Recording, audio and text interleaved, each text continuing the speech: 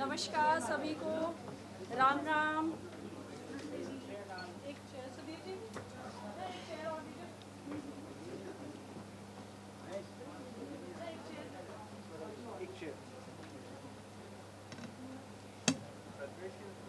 Mic देना।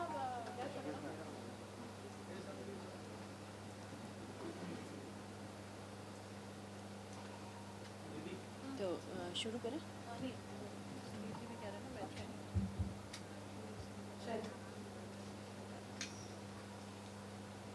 एक पहले शेयर दे दीजिए स्टेज पर।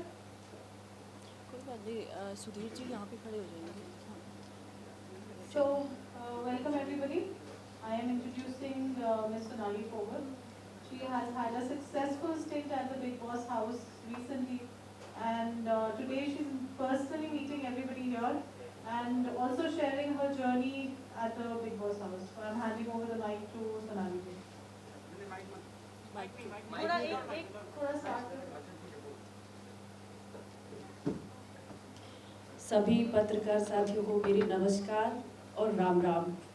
बहुत खुशी हो रही है आप सभी से मिलके, और बिग बॉस के घर में जो 33 दिन का मेरा सफ़र रहा उसके बारे में मैं आज खुलकर आप लोगों से बात करने वाली हूँ। बड़ी इच्छा थी, जो चीज़ें मैं वहाँ प्रेस कॉन्फ्रेंस के दौरान जो घर में हुई थी वहाँ नहीं बता पाई, उन चीज़ों का जिक्र मैं यहाँ करने वाली हूँ।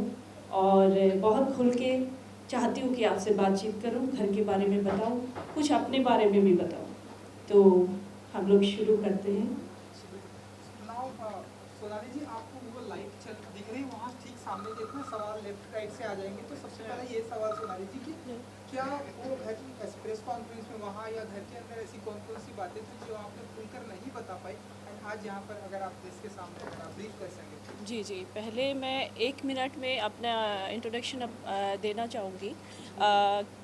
मैं हरियाणा के एक छोटे से गांव में मेरा जन्म हुआ और बहुत छोटी उम्र में 17 साल में मेरी शादी हो गई थी।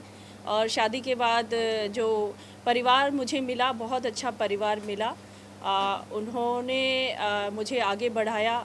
जब मैंने इच्छा जाहिर की कि मैं समाज सेवा के क्षेत्र से जुड़ना चाहती हूँ और एक्टिंग लाइन में भी जाना चाहती हूँ, तो मेरे हस्बैंड ने, मेरी मदर इन लॉ ने मुझे बहुत सपोर्ट किया। हालांकि कुछ सालों तक घर से परमिशन नहीं मिली, क्योंकि हरियाणा में कुछ परिवार ऐसे होते हैं कि घर की बहू बेटियों को बाहर नहीं जाने का अवसर देते। लेकिन मेरे कुछ साल तक मनाने के बाद मुझे वो अवसर मिला और मैं पिछले 12 साल से एक्टिव पॉलिटिक्स में हूँ और भारतीय जनता पार्टी में नेशनल स्तर पे मैंने कई पदों पे रह के पार्टी के लिए काम किया है, जिम्मेदारियां निभाई हैं। और उसी के चलते मैं आज हरियाणा में वाइस प्रेसिडेंट हूँ महिला मोर्चा। और मैंने हरियाणा की हॉट सीट, जो कि सीएम जहाँ से 3 बार रहे भजन लाल जी, उनके बेटे के सामने 2019 में अभी चुनाव लड़ा और पहली बार भारतीय जनता पार्टी के इतिहास में सबसे ज़्यादा 35,000 की संख्या में वोट प्राप्त किए। और हरियाणा में की राजनीति में गूगल पे सर्च की जाने वाली सबसे बड़ी पर्सनैलिटी पॉलिटिशियन गूगल पे मैं 2019 में रही हूँ। और उसके बाद जैसे मुझे बिग बॉस से मुझे निमंत्रण आया, तो उसके लिए मुझे यहाँ पे मैं आई भी, बड़ी खुशी के साथ आई। तो पीछे का जो मेरा सफ़र था, कुछ राजनीति के साथ साथ मैंने एक्टिंग लाइन में भी काम किया। जैसे मैं दूरदर्शन हरियाणा में 3 साल के लिए एंकर रही, एक हिंदी कार्यक्रम की, और मैंने 3 फिल्में भी की हैं, जिसमें एक फ़िल्म जिमी शेरगिल के अपोजिट मैंने काम किया, दूसरी में मैंने रवि किशन के, और एक हरियाणवी फिल्म छोरियां छोरों से कम नहीं होती में सतीश कौशिक जी के डायरेक्शन में मैंने काम किया। और जी टीवी के 2 शो भी किए मैंने, अम्मा और टशने इश्क में थोड़ा काम किया। तो ये सब चीज़ें साथ साथ मेरा एक्टिंग करियर भी चल रहा था और राजनीति भी चल रही थी, वो आज भी कंटिन्यू है, दोनों चीज़ें साथ चलती हैं। और कुछ लोगों को गलतफहमी होती है कि मैं टिकटॉक से राजनीति में आ गई, कि मैं टिकटॉक स्टार रही तो राजनीति में मुझे बीजेपी ने टिकट दिया, जबकि ऐसा नहीं है। टिकटॉक एक एंटरटेनमेंट का हिस्सा था, जो मैं मेरे मन की जो इच्छाएं थी, गाना गाने का शौक़ रखती हूँ, डांस करने का शौक़ रखती हूँ, वो टिकटॉक के माध्यम से मैंने अपने आप को वहाँ पे दिखाने के लिए या अपने आप को एंजॉय करने के लिए वो सब चीज़ें की। और अब जब बिग बॉस के घर में मुझे जाने का अवसर मिला तो मुझे जो जीवन में पहले कभी एक्सपीरियंस नहीं रहा वो चीज़ें मैंने वहाँ दिखाई भी दी और मुझे कुछ सीखने को भी मिला।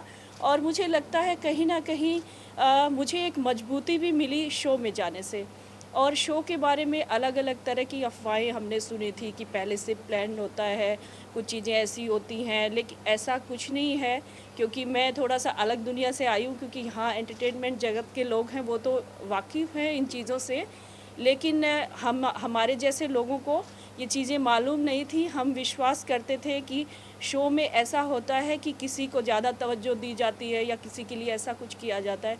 तो मुझे नहीं लगता ये चीज़ें हैं, क्योंकि शो में सब एक बराबर हैं और वहाँ पे सिर्फ आपको घर के अंदर ले जाके छोड़ दिया जाता है, बाकी आपको ही करना होता है कुछ।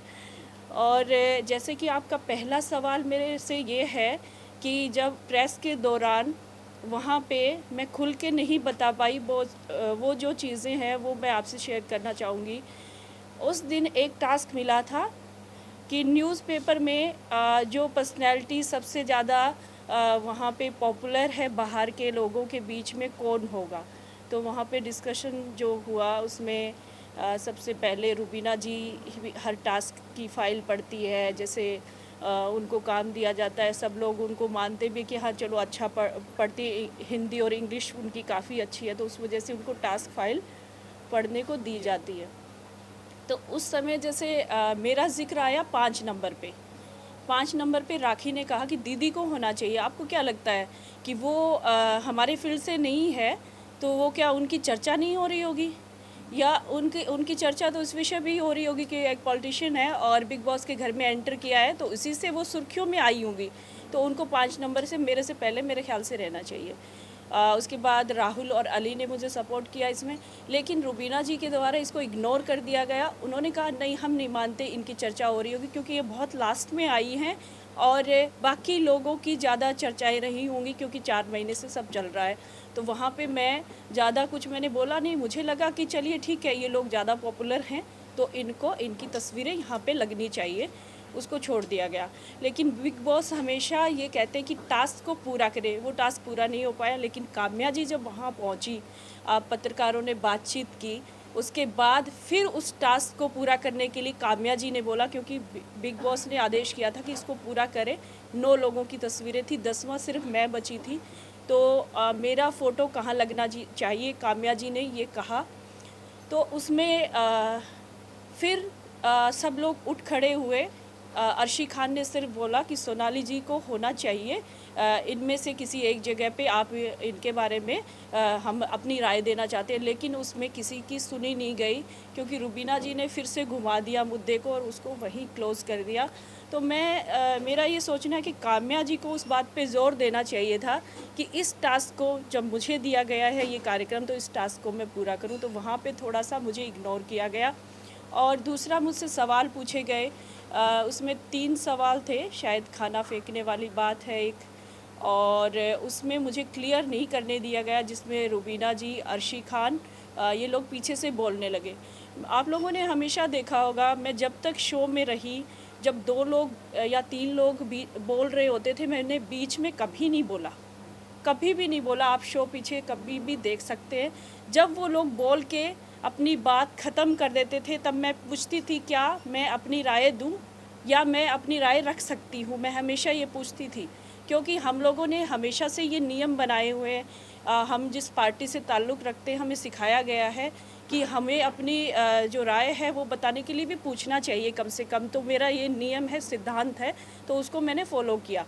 तो वहाँ पे जैसे मुझे अगर बोलने का अवसर मुझे ही मिला था तो उसमें रुबीना जी और अर्शी खान को बीच में नहीं कूदना चाहिए था।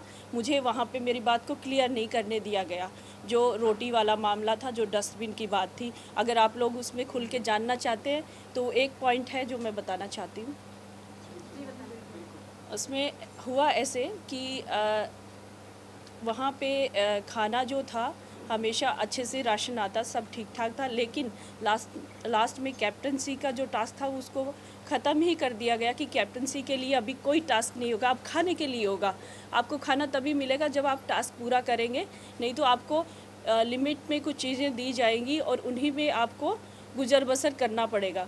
तो उसमें थोड़ा आटा रखा हुआ था सुबह के लिए भी, रात में सबके लिए एक एक रोटी बननी थी।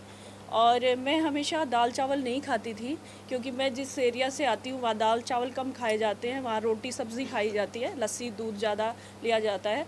तो वो मैंने कहा कि मैं दोपहर को एक रोटी खाई थी तो मुझे भूख लगी है, मैं बना लेती हूँ। मैंने अली, राहुल और इन लोगों से, जो मेरे दोस्त थे, मैंने कहा, तो उन लोगों ने कहा बना लो, आप खा लो, कोई बात नहीं।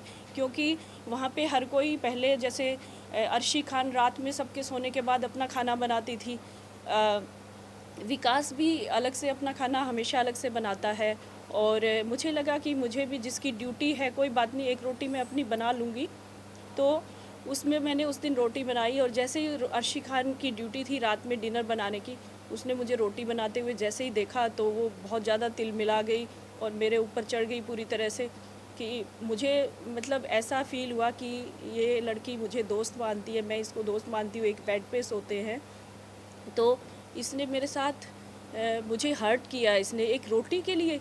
तो दुख होना स्टार्ट हो गया था मुझे, क्योंकि जो भी बंदा या जो इंसान हम रेगुलर लाइफ में देखते हैं, कोई किसी से जुड़ता है, अगर मुझे पानी चाहिए अगर कोई इंसान किसी के साथ जुड़ा है, अगर वो भावुक है, अगर वो अच्छा इंसान है, तो उसके आंसू ज़रूर निकलते हैं। अगर किसी के लिए दिल में दर्द नहीं होता, सम्मान नहीं होता, तो वो नहीं रोता कभी भी। जो कठोर होता है वो कभी नहीं रोता। तो मैं खाना खाते खाते मेरे आंसू निकलने लगे, मैं रोने लग गई थी।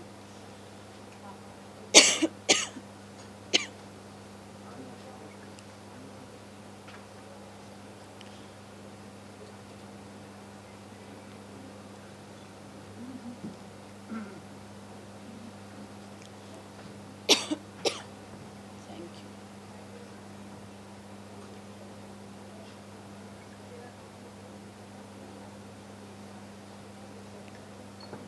लेकिन अर्शी खान को उससे सब्र नहीं आया कि मैं रो रही हूँ, फिर भी वो मतलब मुझे कहने से बाज आए। उसने कहना बंद नहीं किया, अरे आपने तो इतना आटा ले लिया, आपने ये कर दिया, वो कर दिया, मुझे बनाना था, मेरी ड्यूटी थी, आपने कैसे हाथ लगाया। ये सब चीज़ें वहाँ होने लग गई, तो जिससे मुझे दुख हुआ। और मैंने वो जो प्लेट थी उसमें एक पराठे की एक बाइट बची थी, जो राखी ने मुझे पराठा दिया था कि दीदी आप खा लो और सुबह मुझे इसके बदले पराठा दे देना। तो वो उसके बदले में मैं पराठा वो खा रही थी, रोटी मैं अपनी ख़त्म कर चुकी थी। तो उसको मैंने ले जाके और उस प्लेट को साफ़ करने के लिए उसमें डाला था, क्योंकि घर में नियम बना था कि जो भी खाना अपना ख़त्म करेगा, चाहे उसमें कुछ भी बचे, डस्टबिन में क्लीन करके पानी से साफ़ करके प्लेट रखेगा, ताकि बर्तन साफ़ करने वाले को गंदगी महसूस ना हो। ये घर में नियम बनाया गया था। हम जब बाहर होते हैं या अपने घरों में होते हैं, हम गाय को रोटी खिला देते हैं, बचा हुआ खाना होता है हम जानवरों को खिलाते हैं। लेकिन बिग बॉस के घर में एक खाने के लिए डस्टबिन बना था, खाने के लिए, जिसमें हम अपना जो खाना होता है बचा हुआ वो डालते हैं। वहाँ गाय भैंस नहीं बंधी है जिसको मैं खिला देती। मेरे संस्कार नहीं है कि मैं कूड़े में खाना डालूं। मुझे वो डस्टबिन था, शुरू से बताया गया था ये डस्टबिन है गीला, इसमें जो हमारा झूठा खाना बचता है वो हम इसमें डालते हैं और ये बाहर चला जाता है। तो वो रिस्पेक्ट के साथ होता है, उसमें खाना हर कोई डालता था। मैंने देखा हर किसी ने अपनी प्लेट साफ़ करके उसमें डाली है। अर्शी खान ने 3-3 दिन अपने पराठे फ्रिज में, थाली में मटन भी रखा है, रोटी भी रखी है, चावल भी रखा, वो सारा डाला उसमें, और फिर उसको प्लेट को साफ़ किया कि मेरी प्लेट है, मैं साफ़ करके रख रही हूँ।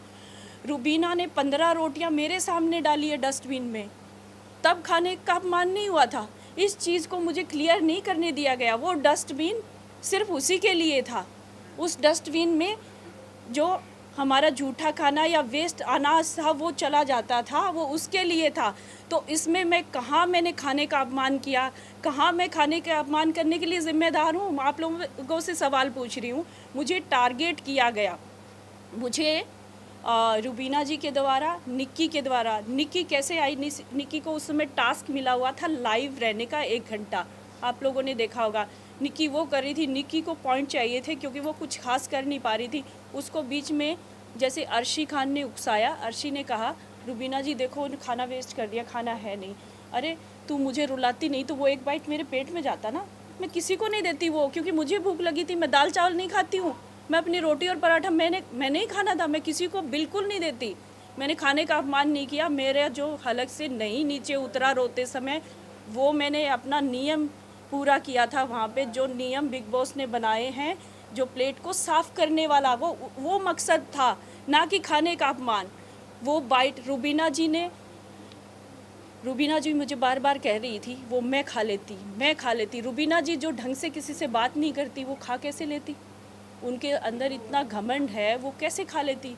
उन्होंने उस दिन क्यों नहीं खाया जब निक्की ने अपना झूठा खाने का बॉक्स जो वीकेंड पे बाहर से मंगवाया जाता है खाना, वो बचा था, वो क्यों नहीं सेव करके रखा?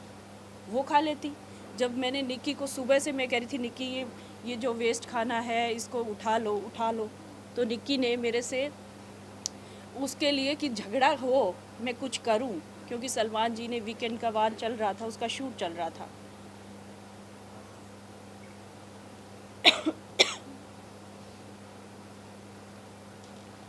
जब सलमान जी ने निक्की को समझाया कि निक्की तुम कुछ कर नहीं पा रही हो, तुम बोरिंग हो चुकी हो, तो निक्की ने उसी समय डिसाइड कर लिया था कि मैं इस औरत को टारगेट करूँगी। निक्की ने मुझे टारगेट करना शुरू कर दिया था दूसरे हफ्ते पे ही, और उसने अपना जो खाने का बॉक्स था वो मेरे बेड के साथ में रखा। हर किसी को अपना अपना बेड मिला हुआ था, निक्की को मेरे से दूर बेड मिला हुआ था। वो चाहती तो किसी और के बेड के पास रख सकती थी, वो चाहती तो किचन एरिया में रख सकती थी, लेकिन उसको मुझसे झगड़ा चाहिए था। और मैंने कहा भाई मैं जहाँ पे सोती हूँ वहाँ मैं अपनी चप्पलें खोलूँगी, और वहीं खाना पड़ा है, तो मेरे चप्पल के साथ खाना पड़ा है, मैं कैसे सहन करूँगी? और मैं रात में सोऊंगी तो खाना स्मेल करेगा। तो उसके लिए मैंने बार बार निक्की को कहा, और अगर निक्की मेरे साथ अच्छी होती तो मैं खाना खुद उठा के रख देती, लेकिन निक्की मेरे साथ अच्छी नहीं थी। वो मुझे बार बार कहती थी घटिया औरत, हु इज शी, कहाँ से आई है, क्या करने आई है शो में, इसको बाहर निकालो। बार बार निक्की के यही शब्द मेरे लिए होते थे, आप लोगों ने सुना भी होगा। तो मेरे साथ वहाँ पे भेदभाव बहुत हुआ, मैं अकेली पड़ गई थी बिल्कुल। रुबीना जी ने मुझे बहुत सम्मान दिया पहले, उन्होंने कहा भी सोनाली जी आप बहुत अच्छी हैं, ये लोग आपको ख़राब कर देंगे, इनकी बातों में मत आना। लेकिन रुबीना जी ने ही बाद में मुझे टारगेट बनाया, जिनको रुबीना जी को मैं बाहर से देख के गई थी शो में कि बहुत अच्छी महिला है, और रुबीना जी ही मुझे लगता है कि आगे तक जाएंगी, शो जीतेगी। लेकिन रुबीना जी ने 2 हफ्ते के बाद मुझे टारगेट करना शुरू किया। रोटी वाला मामला हो, चाहे वो मेरा नाम फाड़ने वाला मामला हो, वो बीच में आई, उसमें भी हर काम में वो बीच में आई, जबकि उनके आने का कोई मतलब ही नहीं था उसमें। और निक्की ने भी मेरे साथ किया, तो पूरी तरह से मेरे साथ भेदभाव हुआ शो में, और मुझे हर्ट किया गया काफ़ी, और मुझे परेशानियां हुई काफ़ी, क्योंकि मैं बहुत ज़्यादा भावुक हूँ। और जाते ही मैं सबके साथ इतना जुड़ गई थी, 2 हफ्ते तक मुझे ऐसे लगा था कि सब मेरा परिवार है, और जैसे मैं घर पे रहती हूँ, मेरे घर के लोग हैं, उनसे मुझे प्यार मिला, और मैंने भी उनको बहुत प्यार दिया। और सबके लिए अगर मुझे किसी के बारे में दुख हुआ तो मेरे आंसू भी निकले। तो ये सारी चीज़ें वहाँ पे हुई, और भी कई किस्से हैं जो आप लोगों ने देखे हैं, जिनको मैं क्लियर करना चाहती हूँ। अगर आप उनमें से कुछ पूछना चाहें तो आप मुझसे पूछ सकते हैं। सोनाली जी एक बात बताइए, आप ये बोल रही हैं आपको लोगों ने टारगेट किया और आपको काफ़ी ज़्यादा परेशान किया, लेकिन बदले में आपने भी उनके साथ काफ़ी कुछ ऐसा किया जो नहीं करना चाहिए था, जैसा कि आपने रुबीना जी को गालियाँ दी हैं और धमकियाँ दी उनके हस्बैंड को, उनको दुनिया उनको कि भाई बाहर आओ, मैं देखती हूँ। हाँ, तो क्या ये जस्टिफाई अभी है आपके लिए कि पहले मैं क्लियर करना चाहती हूँ धमकी वाली बात को। आज तक मुझे किसी ने बताया नहीं और ना ही दिखाया कि मैंने किसको धमकी दी, क्योंकि मैंने धमकी दी नहीं है, उस बात को बनाया गया है। धमकी का वाला मामला मैं बताती हूँ। हाँ, किसको, हाँ किसको कहा मैंने, किसको कहा मुझे बता दें। हाँ, ये किसको कही थी मैंने बात? अभिनव खड़े थे आपके सामने, मेरे पीछे खड़े थे आपने। मैं बताती हूँ, अब मैं बताती हूँ, इस बात को क्लियर करती हूँ आज। इसीलिए मैंने आप लोगों से मिलने की चाहत जताई थी कि मैं इस बात को क्लियर करूँ, क्योंकि देखिए मैं जिस फील्ड से आती हूँ वहाँ समाज सेवा की भावना रहती है हमेशा ही, सबको जोड़ के रखने की बात रहती है, ना कि तोड़ के रखने की। तो जब मैं शो में आई तो उस समय वीकेंड पे सलमान जी का बर्थडे आ रहा था और उसकी शूट की तैयारियां हो रही थी। सबको गाने मिले परफॉर्मेंस के लिए, लेकिन मुझे नहीं मिला। एजाज जी भी मेरे साथ थे। एजाज जी को डायलॉग मिला तो मैंने एजाज जी को बोला, एजाज जी मैं सलमान जी को इतना पसंद करती हूँ, उन्हीं के लिए मैं शो में आई हूँ और उन्हीं के गानों पे सबको परफॉर्मेंस करने का मौका मिल रहा है, लेकिन मुझे नहीं मिल रहा। तो मैंने बिग बॉस को कहा और मुझे गुस्सा आया और मुझे दुख हुआ। तो मैंने कहा बाहर मेरे लोग हैं, वो देख रहे हैं और आप इस देश में एक चैनल चला रहे हो, इस देश में ये शो चला रहे हो, आप भेदभाव नहीं कर सकते किसी के साथ। मेरे साथ आप लोगों ने भेदभाव किया, इनको सबको दे दिया ना, इनको गाना दिया, ये परफॉर्म करेंगे। सलमान जी का बर्थडे मैं क्यों नहीं करूँगी? और मेरी जो टीम है बाहर से आपसे सवाल पूछेगी, वो उस समय की बात है, वो ये बात थी जो मैं आज क्लियर कर रही हूँ। मेरे पीछे अभिनव खड़ा था, अभिनव ने मुझे फिर कहा भी सोनाल जी आप क्या कह रही हैं, शो को कह रही हैं आप? मैंने कहा हाँ कह रही हूँ, मेरे साथ भेदभाव हुआ है तो कह रही हूँ ना मैं, और मेरा हक बनता है, मैं शो में आई हूँ। और जहाँ हमेशा कहा जाता है कि शो में भेदभाव नहीं होता, मैंने स्टार्टिंग में यहाँ बैठते ही आपको कहा ना कि शो बहुत अच्छा है, भेदभाव नहीं होता शो में, शो के लोग नहीं करते हैं वो। इस चीज़ को क्लियर करती हूँ। जब मैंने ये बात कही उनको, मुझे हर्ट हुआ।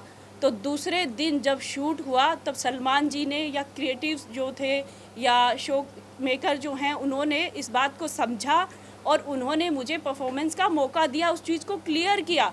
वो बातें वहीं ख़त्म हो गई थी। लेकिन अभिनव जी ने, जब निक्की और मेरा रुबीना जी से झगड़ा शुरू हुआ, अभिनव जी ने उस बात को मोड़ दिया। अभिनव जी काफ़ी गहराई से सोचते हैं और उन्होंने सोच के प्लान बनाया कि उस बात को मैं कैसे घुमा सकता हूँ। तब अभिनव जी ने कहा कि इसने तो शो को भी धमकी दी थी, ये धमकियाँ देती है सबको कि मैं बाहर देख लूँगी, मेरे बंदे देख लेंगे। मैंने कहा ज़रूर था, लेकिन ये वो बात नहीं थी कि मेरे बंदे आपको देख के मार डालेंगे, कुछ कर देंगे, ये वो चीज़ नहीं थी, बिल्कुल भी नहीं थी और ना ही कभी हो सकती, ना मैं कभी कह सकती ये चीज़ें। तो ये अभिनव जी का प्लान था और अभिनव जी ने ये कहा। फिर किचन एरिया में निक्की भी मेरे साथ इस बात से भिड़ी कि तुम ये कहती रहती हो घटिया औरत, मेरे बंदे देख लेंगे, बंदे मेरे भी है, तुम्हें देख लेंगे। निक्की ने ये बात कही। फिर अली और राहुल मेरे पास में खड़े थे। फिर मैंने कहा मैं रोने भी लगी थी इस बात में। मैंने कहा अली, मैंने कभी नहीं बोला कि मेरे बंदे देख लेंगे, ये लोग क्यों कह रहे हैं बार बार मुझे, अभिनव क्यों कह रहा है? तो उन्होंने बताया कि मैम क्या पता आपने कह दिया। मैंने कहा बिल्कुल नहीं कहा। तो अली ने मुझे कहा अब इनको बोलो कि नहीं कहा था लेकिन अब कह रही हूँ। तो मैंने गुस्से में बोला अब तक तो नहीं कहा, ठीक है कह रही हूँ। अली के मजाकिया उसमें लहजे में कहा था और वो बात उनके बार बार मुझे मेंटली टॉर्चर करने के बाद ये हुई थी कि हाँ तुम लोग कह रहे हो तो ठीक है। मैंने कभी नहीं कहा ये बात, आज मैं क्लियर कर रही हूँ। आप शो पूरा एपिसोड उठा के देखिए, मैंने किसी को सामने ऐसे कोई खड़ा है, चाहे निक्की या रुबीना है, कि मेरे बंदे तुझे देख ले, ऐसे कभी नहीं हुआ। आपके सामने कभी आ ही नहीं सकता क्योंकि मैंने कहा ही नहीं था। इस सोनाली जी, आपकी जो जर्नी रही है उसमें एक वीकेंड का वार हमने देखा जहाँ पर आप शो के एपिसोड के एंड में आते सलमान सर से कहती हैं कि सर आप तो मुझसे कोई बात ही नहीं करते, पूरे वीकेंड के वार में आप हर कंटेस्टेंट से बात करते हैं लेकिन मुझसे बात नहीं करते। और उसी वीकेंड के वार के बाद के जितने भी एपिसोड आए हमने देखा कि आपकी जो प्रक्रिया रही, चाहे वो फाइट्स हो, चाहे टास्क में आपका बिहेवियर हो या राशन